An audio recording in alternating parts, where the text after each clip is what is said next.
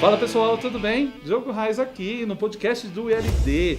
A gente estreando esse formato com parte 1 e parte 2. A ideia agora é falar do caso Lollapalooza. E para isso estou aqui com o Super Marco Sabino, nosso professor, que vai trocar uma ideia a respeito de tudo que rolou no Lollapalooza. E o Marcelo, o nosso produtor, que é quem na verdade sabe das coisas, Marco. É E o isso, Marcelo cara. é sempre o nosso chefe, então Nosso ele chefe. que comanda a parada.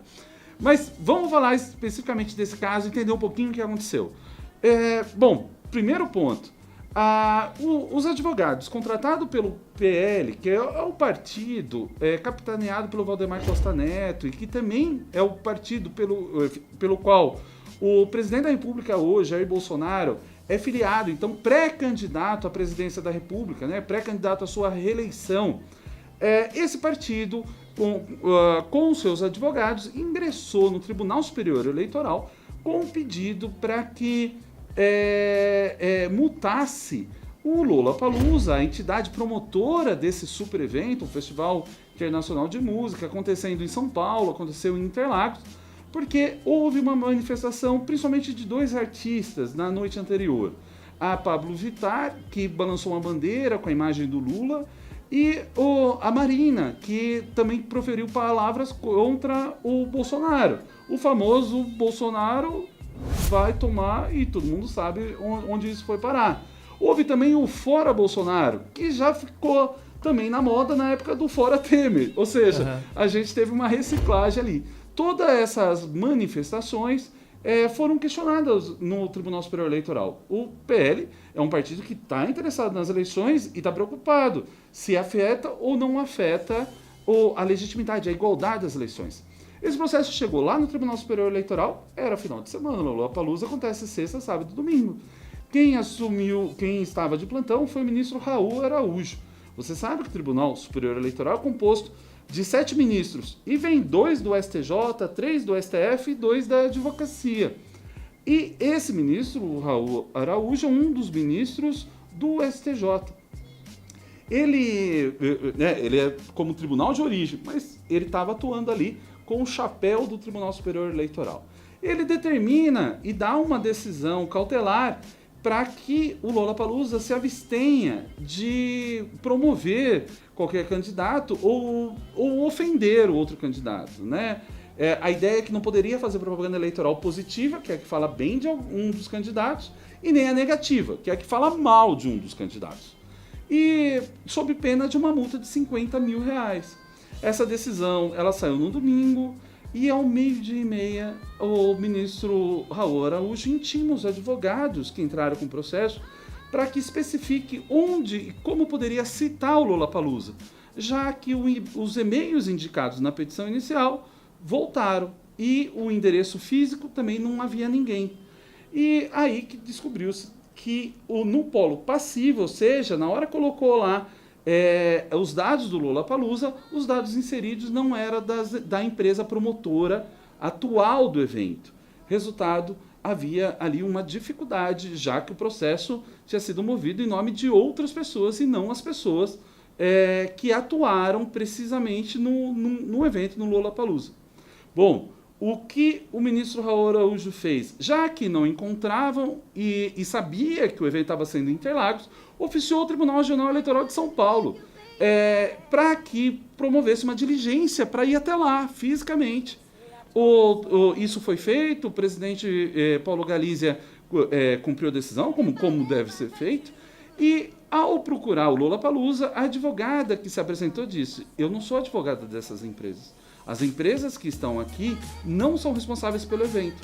E aí frustrou, não foi possível fazer a citação, então a decisão não produzia efeitos em razão dessa dificuldade jurídica, formal, mas muito importante em todo o processo judicial.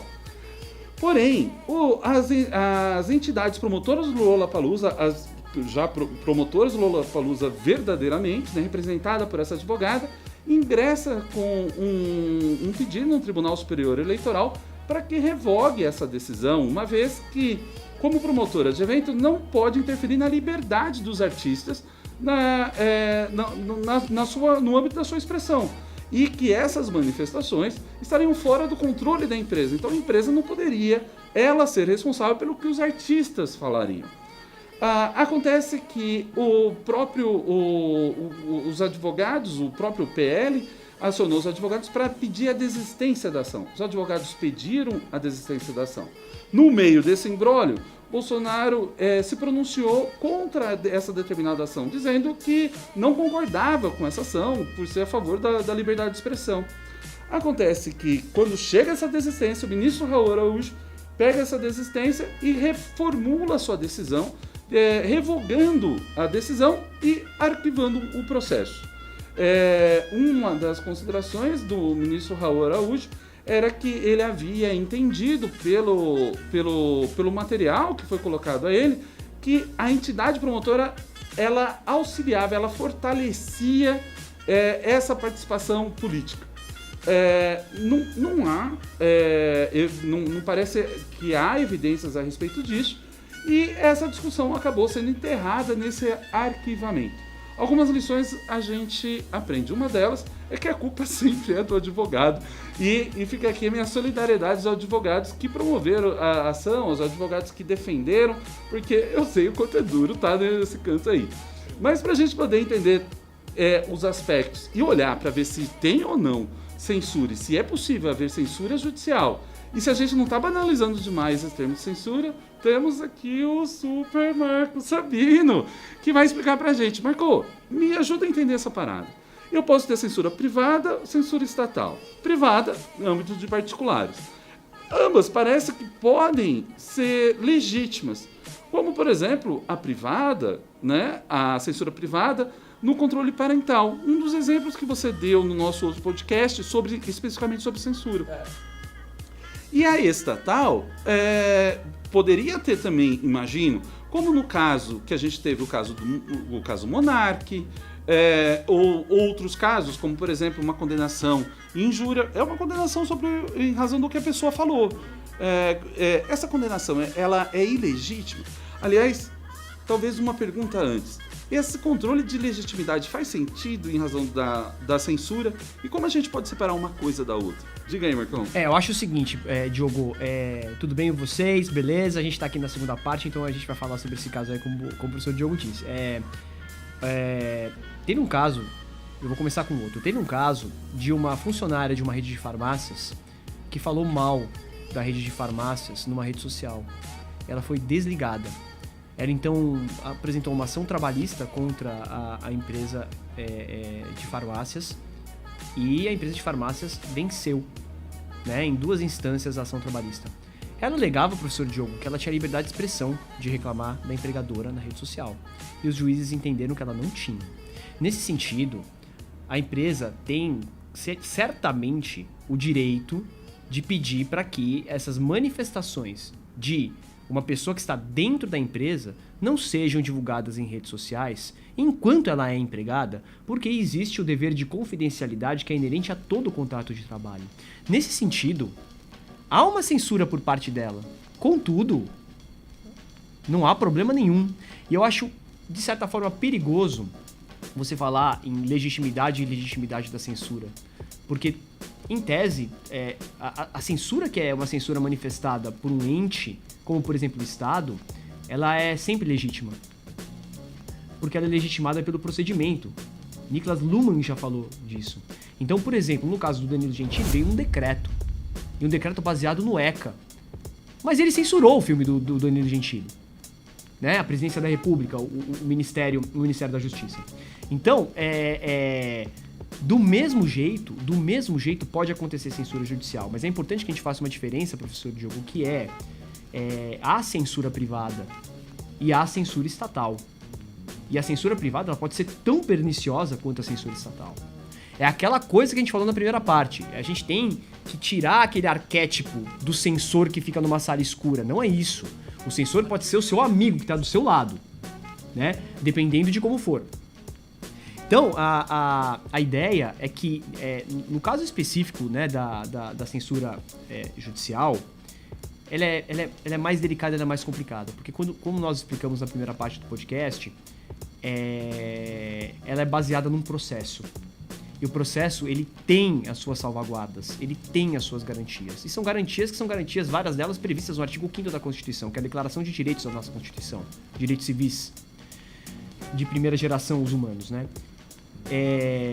Só que isso faz com que, independentemente do que esteja acontecendo, a censura, que pode sim partir do juiz, ela adote uma modalidade mais sofisticada. O que eu quero dizer é o seguinte: eu posso ter todos os argumentos para censurar, mas ainda assim a decisão judicial pode caracterizar censura, como por exemplo, a decisão judicial que remove um conteúdo que é um conteúdo legítimo, que é um conteúdo lícito, como por exemplo o caso do Lollapalooza. Ora, então agora as pessoas, elas não têm mais a oportunidade de se manifestar politicamente contra um governo, contra o establishment. Então agora eu não posso falar fora Bolsonaro.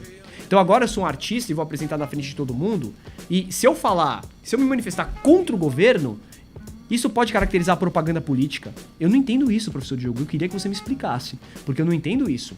Nenhuma manifestação ali foi de campanha política. Obviamente foram manifestações políticas, mas todos nós temos o direito político de nos manifestarmos e divergimos de um governo ou de um establishment por conta da nossa ideologia e do nosso pensamento. Divergir ou apoiar, né? Não há diferença nesse espaço. Sem dúvida. Mas eu fiquei com uma dúvida, Marco.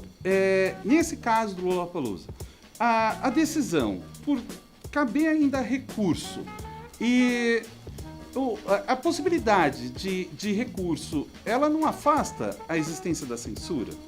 Uma vez que o próprio sistema prevê formas de corrigir isso. E, nesse caso, poderia ter recurso para o próprio plenário do TSE, poderia ter uma ação no próprio Supremo Tribunal Federal. E por que o sistema não dá conta disso? Porque eu fico preocupado com a liberdade também do juiz, e a independência e a convicção do juiz diante do processo.